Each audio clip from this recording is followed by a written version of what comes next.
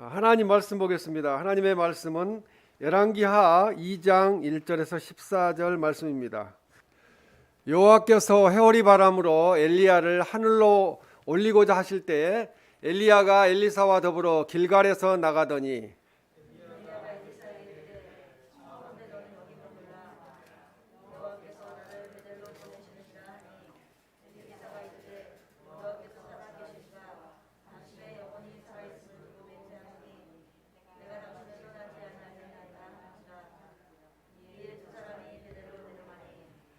베델에 있는 선지자의 제자들이 엘리사에게로 나와 그에게 이르되 여호와께서 오늘 당신의 선생을 당신의 머리 위로 데려가실 줄을 아시나이까 하니 이르되 나도 또한 아노니 너희는 잠잠하라 하니라.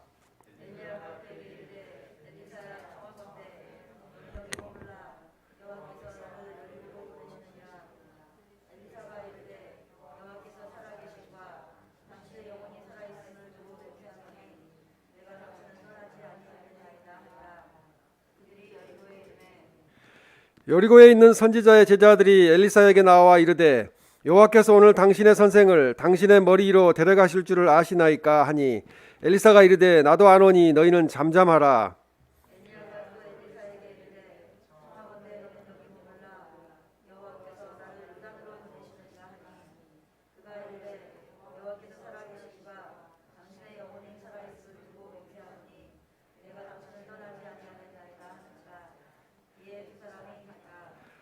선지자의 제자 50명이 가서 멀리 서서 바라보매 그 두 사람이 요단강에 서 있더니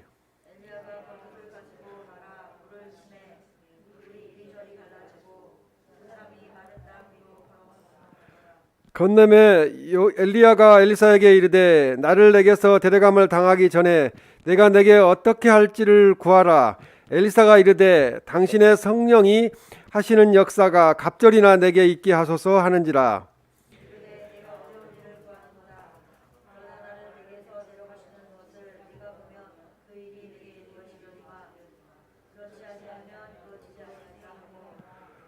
두 사람이 길을 가며 말하더니 불수레와 불말들이 두 사람을 갈라놓고 엘리야가 회오리 바람으로 하늘로 올라가더라.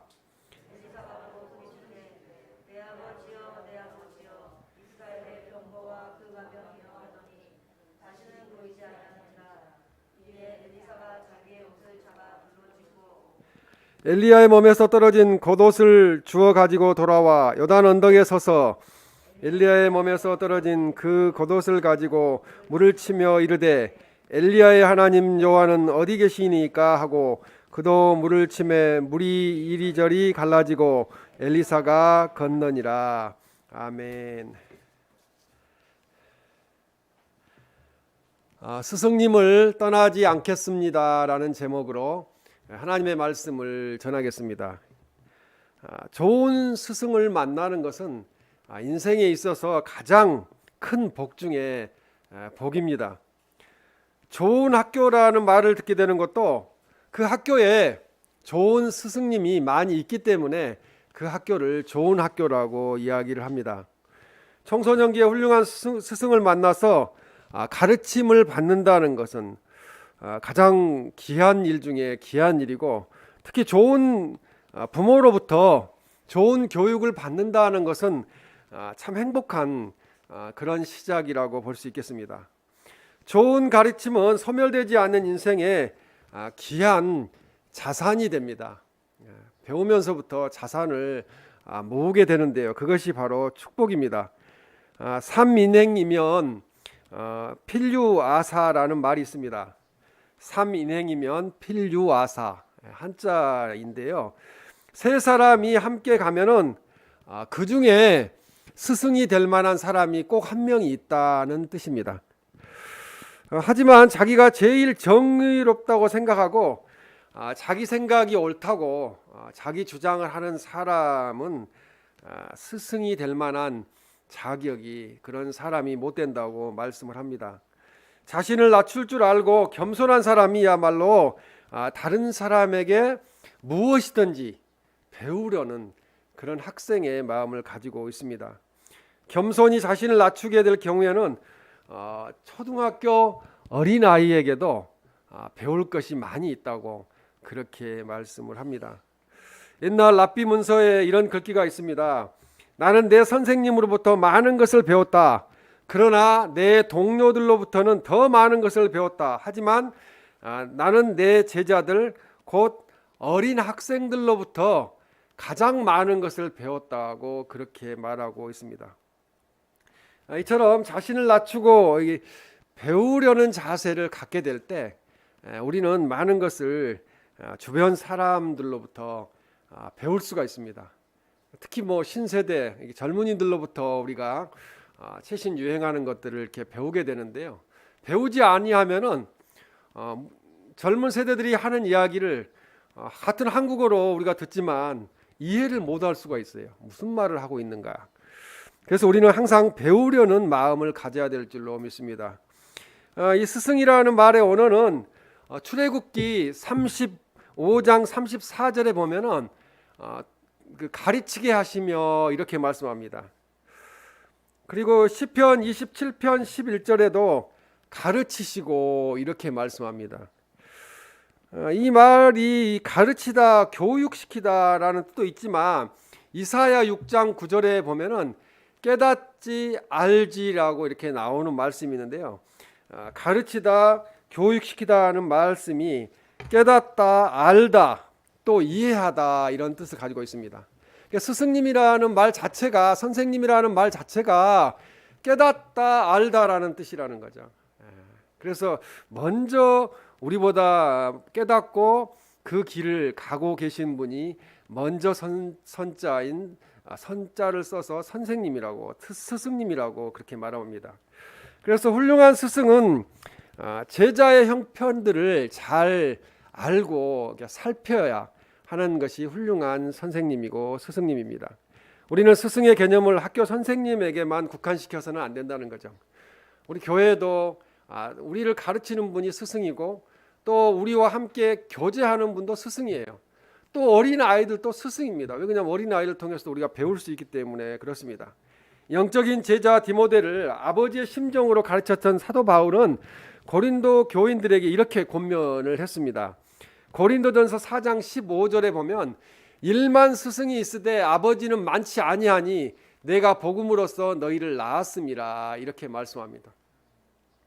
예수님 안에서 우리가 복음으로써 이렇게 태어난 건 다시 거듭난 삶을 살고 있습니다.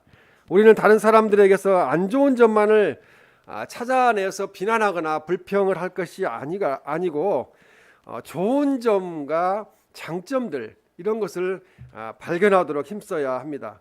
그래서 그 좋은 점과 배워야 할 점을 자신의 것으로 삼도록 해야 된다는 것입니다. 누구를 막론하고 나에게 좋은 가르침을 준 사람은 내 스승이라는 거죠.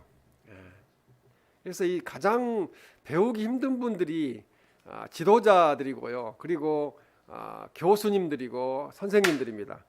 왜? 자기는 많은 것을 알고 있다고 착각하기 때문에 그렇습니다. 그러나 그렇지 않다는 거죠. 누구한테든지 배울 것이 있다는 것입니다.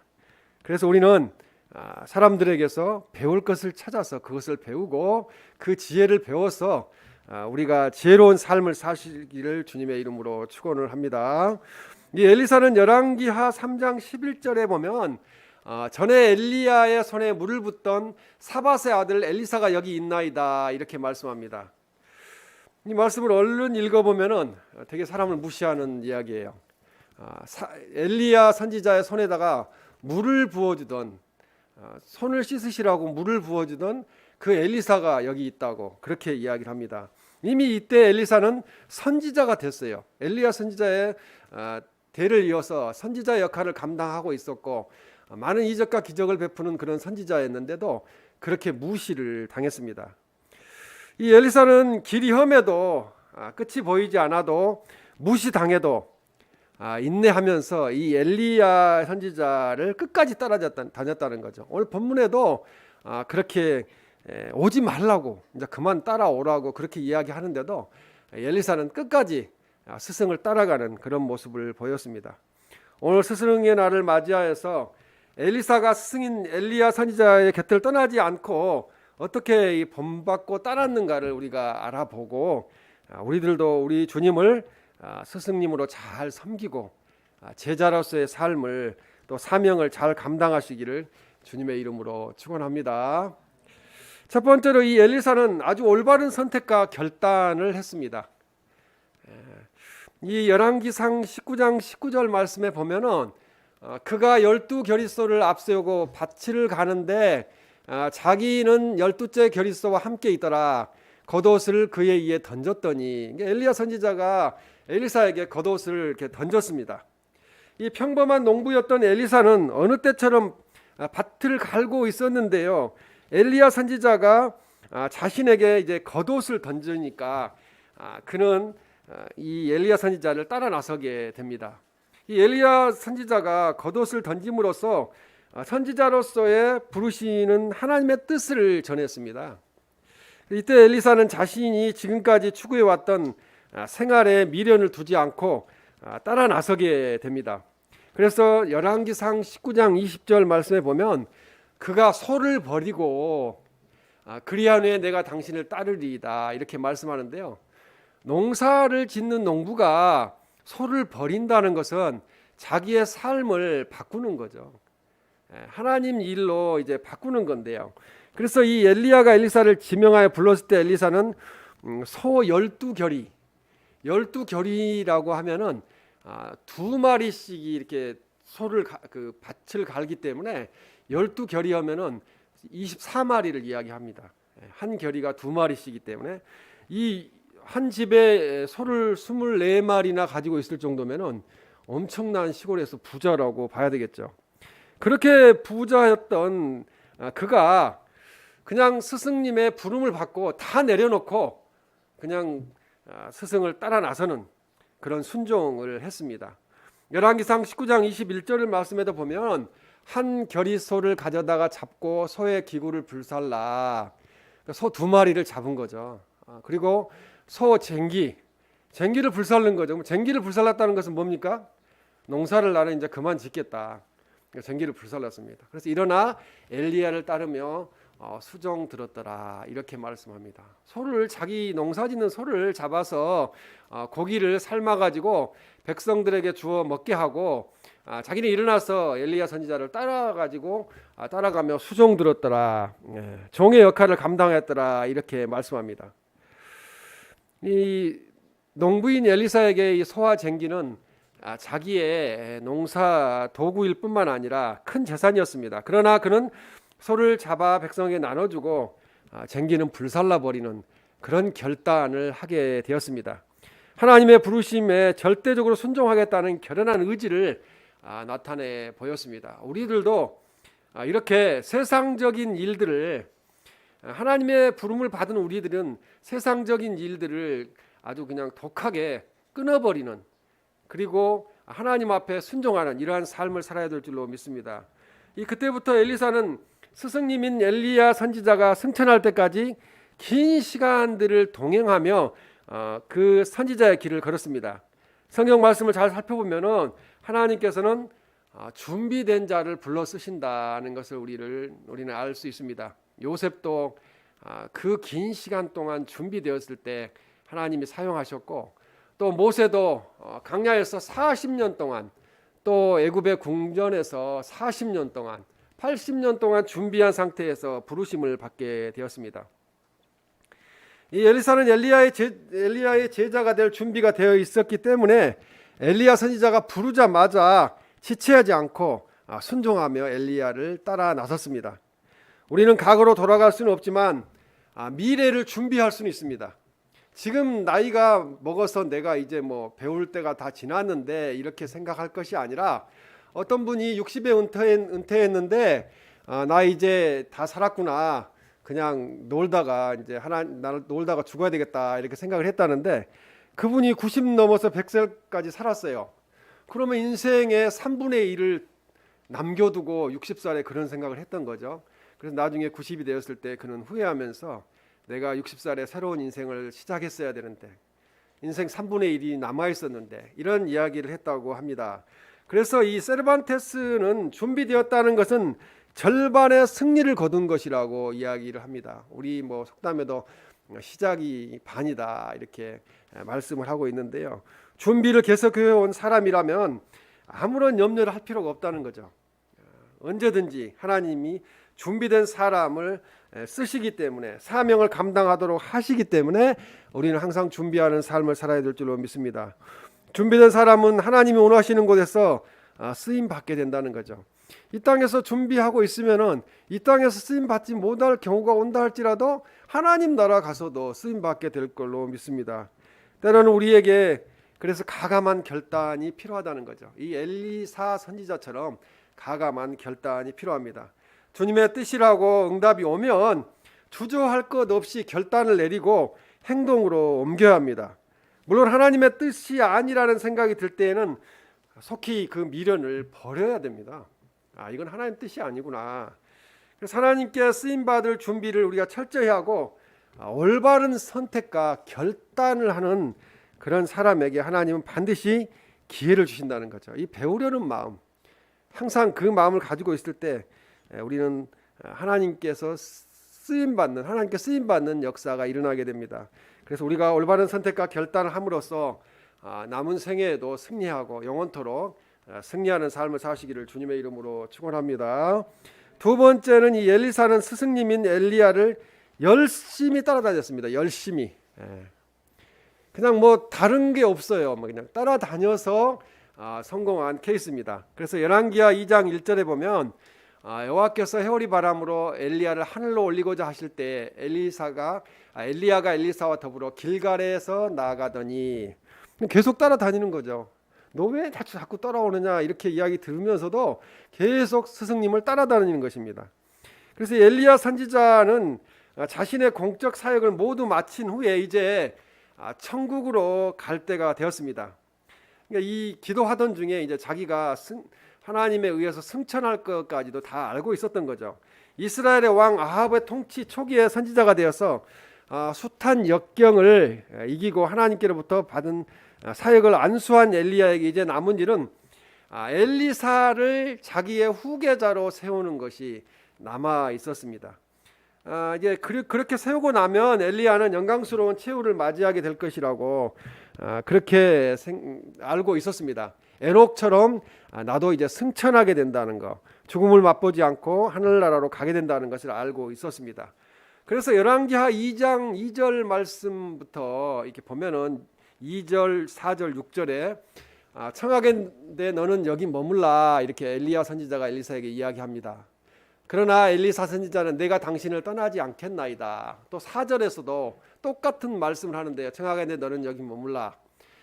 또 대답합니다. 내가 당신을 떠나지 아니하겠나이다. 6절에서도 청하건대 너는 여기 머물라. 그러니까 엘리사 선지자가 이제 내가 당신을 떠나지 아니하겠나이다 이렇게 말합니다. 스승님은 여기 머물라 이렇게 이야기해도 나는 스승님을 끝까지 따라다니겠다고 이 제자인 엘리사는 그렇게 대응을 했습니다. 이 엘리사의 충성과 사랑을 시험하기 위해서 너는 이제 그만 여기 머물라 이렇게 엘리야 선지자가 이야기를 한 겁니다. 그런데 이 충성심이 강했던 이 엘리사는 나는 당신을 떠나지 아니하겠나이다 이렇게 말씀을 하면서 계속 따라다녔습니다. 내가 당신을 떠나지 아니하겠나이다는 말씀은 이 3번씩이나 언급된 말이 된 이유는 엘리사는 마침내 스승 엘리야의 반복된 시험을 통과하게 됐다는 거죠. 마치 예수님이 수석 제자였던 베드로에게 베드로야 내가 나를 사랑하느냐 3번이나 물어보셨잖아요. 주여 내가 예수님을 사랑합니다. 주님을 사랑하는지 주님이 아시나이다. 이렇게 했던 것처럼 이 엘리사도 그렇게 고백을 하면서 나는 스승님을 떠나지 아니하겠나이다 이렇게 말씀합니다. 이 엘리사의 고백은 그의 전 인생을 엘리야와 함께하고 하나님의 손에 의탁하겠다는 것. 내 인생을 이제 농부에서 선지자로서의 사명을 감당하겠다고 그런 충성의 자세를 보여주었습니다. 그래서 이 엘리사는 스승님 엘리야 선지자가 가는 대로 길갈에서 베델로, 베델에서 여리고로, 여리고에서 다시 요단강까지 열심히 따라다녔습니다. 우리들도 엘리사 선지자에게 이 끝까지 포기하지 않고 최선을 다하는 그런 모습을 배워서 주님을 열심히 스승님으로 모시고 따라다녀야 할 걸로 믿습니다. 그러므로 이 하나님의 은혜와 능력을 받고 우리는 살아야 됩니다. 자꾸 따라다니기만 하면은 하나님께서 능력을 주십니다. 우리도 주님을 따라다니면은 능력을 받습니다. 엘리야 선지자를 따라다녔던 엘리사가 큰 능력을, 갑절의 능력을 받았던 것처럼 우리도 그렇게 될 줄로 믿습니다. 우리가 진심으로 올바른 인생을 살기를 원한다면 길이요 진리요 생명이신 예수님을 열심히 따라가야 합니다. 내가 다른 건 없지만 주일 예배만큼도 열심히 드리겠다. 그 예수님을 따라다니는 것입니다. 그냥 말로만 하는 것이 아니라 엘리사가 엘리야를 따라다녔던 것처럼 그렇게 열심히 우리는 주님을 따라다녀야 합니다. 그러나 주님을 따르는 길은 쉽지 않습니다. 고난의 길입니다. 하지만 주님을 따를 때 겪는 그 아픔과 시련 뒤에는 참으로 좋은 교훈과 그리고 능력을 우리에게 주님이 주시기 때문에 또 장차 영원한 나라, 하나님의 나라에서 우리가 영원토록 살게 되는 축복을 주시기 때문에 주님을 끝까지 쫓아다녀야 될 줄로 믿습니다. 이 엘리사가 스승님인 엘리야 선지자를 열심히 따라다녀서 대를 이어서 충성하는 그런 능력의 선지자가 되었던 것처럼 우리들도 예수님을 믿고 열심히 따라다님으로 예수님의 제자가 되어서 능력을 받고 승리하시기를 주님의 이름으로 축원합니다. 세 번째, 이제 마지막으로 이 엘리사는 큰 능력을 받아서 하나님의 사명을 잘 감당하려는 거룩한 욕심이 있었다는 거죠. 저도 뒤돌아보니까 세상적인 거 욕심은 이렇게 더 컸던 것 같고 하나님 일하는데 욕심은 좀 부족하지 않았나, 그런 회개하는 마음들을 가지고 하나님의 부름에 응답하게 되었는데요. 이 엘리야는 스승으로 열심히 따라다니는 엘리사에게 뭔가를 해주고 싶었다는 거죠. 아마 우리 선생님들도 그걸 가지고 있어요. 제자들이 열심히 선생님을 따라다니면 내가 저에게 뭔가를 해줘야 되는데 어떻게 할까, 뭘 가르쳐줘야 되는데, 이런 생각을 하는데요. 이 엘리야는 엘리사에게 열왕기하 2장 9절 말씀에 보면은 나를 내게서 데려감을 당하기 전에 내가 내게 어떻게 할지를 구하라, 이렇게 말씀합니다. 천국으로 올라가기 전에 제자인 엘리사에게 무엇을 내가 너에게 해줄까, 어떻게 할지를 구하라고 말씀합니다. 그래서 2장 9절 또 하반절에 엘리사는 대답을 합니다. 당신의 성령이 하시는 역사가 갑절이는 내게 있게 하소서, 그렇게 구하는 말씀을 합니다. 여기서 성령이 하시는 역사는 선지자로서의 능력을 달라는 이야기입니다. 그 스승인 엘리야 선지자가 가졌던 그 능력에 더한 능력을 달라고 말씀합니다. 여기서 갑절이라는 말은 신명기 21장 17절 말씀에 보면은 아들을 장자로 인정하여 자기의 소유에서 그에게는 두 몫을 줄 것이니, 이렇게 말씀합니다. 여기서 두 몫을 줄 것이라고 말씀하는데요. 이 맏아들들이 받은 분깃을 강조한 것입니다. 맏아들에게는 두 배로 이렇게 줬다는 거죠. 상속해 줬다는 거죠. 이 말은 일반의 형제들보다 장자가 받을 두 몫의 유산을 말씀합니다. 따라서 엘리사는 엘리야의 합법한 계승자로서 충분한 지도자 역할을, 역량을 엘리야에게 요구한 말씀이 갑절을 달라고 한 말씀입니다. 그래서 9절에 이 당신의 성령이 하시는 역사가 갑절이나 할 때 갑절의 영감을 요구한 것은 하나님의 일에 대한 열심을 나타낸 표현이에요. 내가 이걸 받아서 엘리야 선지자의 스승님의 갑절의 능력을 받아서 내가 하나님 일을 잘 감당하겠습니다라고 고백을 하는 것입니다. 그렇기 때문에 우리들도 하나님의 능력을 받아야 됩니다. 하나님의 능력을 받기 위해서 히브리서 4장 16절 말씀에 보면 그러므로 우리는 긍휼하심을 받고 때를 따라 돕는 은혜를 얻기 위하여 은혜의 보좌 앞에 담대히 나아갈 것이니라, 이렇게 말씀합니다. 능력을 받기 위해서 또 때를 따라 돕는 은혜를 하나님으로부터 받기 위해서는 자꾸 은혜의 보좌 앞에 하나님의 전에 나와서 예배하고 기도하고 찬송을 해야 합니다. 은혜의 보좌 앞에 나아가 무릎을 꿇고 간절히 간구하는 경건 훈련이 우리에게 절실히 필요하다는 말씀입니다. 이와 같이 믿음이나 영역에 대한 욕심은 우리가 아무리 많이 가져도 괜찮다는 거죠. 세상 욕심은 우리를 병들게 하고 죄를 짓게 하지만 거룩한 욕심, 하나님의 일을 잘 감당하기 위해서 능력을 주시라고 하는 그 욕심은 우리의 신앙을 성숙하게 하고 우리의 삶에 새로운 원동력을 제공해 주십니다. 그래서 엘리사는 다른 제자들보다 갑절의 능력을 요구하였습니다. 스승님의 선지자적 사명을 계속 수행하기 위해서 그렇게 요구했습니다. 이처럼 동기와 목적이 순수하다면 거룩한 욕심, 하나님의 일을 감당하기 위한 거룩한 욕심은 얼마든지 가져도 괜찮다는 것입니다. 열왕기하 2장 10절 말씀에도 보면은 그러나 나를 내게서 데려가시는 것을 내가 보면 그 일이 내게 이루어지려니와 이렇게 말씀합니다. 그렇지 아니하면 이루어지지 아니하리라. 그러니까 예수님 믿는 거 한 몇 년 다녀보고 그냥 예수님 믿어도 별거 없대 이렇게 하면서 안 다니시는 분들 많잖아요. 그래서는 안 된다는 거죠. 끝까지 엘리야 선지자가 승천하는 그 모습까지 보면서 계속 따라다녔을 때 엘리사 선지자는 그 엘리야 선지자의 능력을 받게 되었습니다. 이 신명기 31장 23절에 보면요, 여호와께서 또 눈의 아들 여호수아에게 명령하여 이르시되 강하고 담대하라, 내가 너와 함께하리라 이렇게 말씀합니다. 여기서 여호수아가 모세의 지도권을 양도받을 때도 마찬가지였어요. 엘리사가 엘리야 선지자의 선지자적인 그런 고난을 이어받을 때도 그랬고, 그 다음에 이 여호수아 장군이 모세의 지도권을 양도받을 때도 하나님의 말씀이 그에게 임했다는 거죠. 여호수아에게 하나님께서 명령하셨어요. 강하고 담대하라, 내가 너와 함께하리라고 말씀했습니다. 이 엘리야는 엘리사가 자신의 승천 모습을 직접 지켜보고 그리고 승천의 영적 의미를 깨닫게 되면은 엘리사의 요청이 성취될 것이라고, 갑절의 능력을 받게 될 것이라고 그렇게 말씀을 하였습니다. 그렇지 아니하면 그렇지 못할 거다, 받지 못할 거라고 말씀했습니다.